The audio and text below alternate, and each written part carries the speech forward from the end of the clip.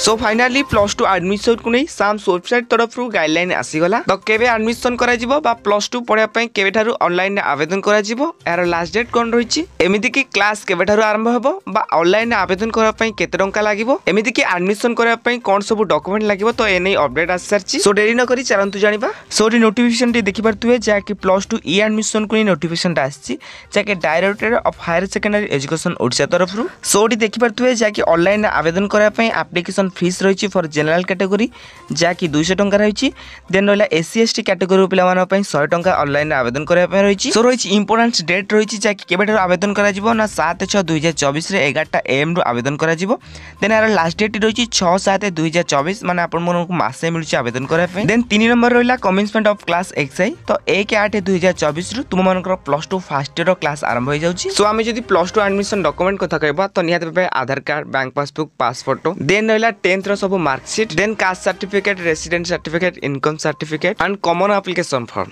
सो ए पर्यंत तुम नोटिफिकेशन आसेनी कि तो क्यों डेट रे तुम फास्ट मेरिट लिस्ट प्रकाश पाइबो। सो डेट आसले आपण मन को जणाई देबी सेति पर्यंत आपण माने जमे पहले ओरेडी हुंतु नै जदी वीडियो टी हेल्पफुल लागिवो देन आपण माने वीडियो को लाइक करी निहात भाबे संग मान वीडियो टी शेयर कर देबे।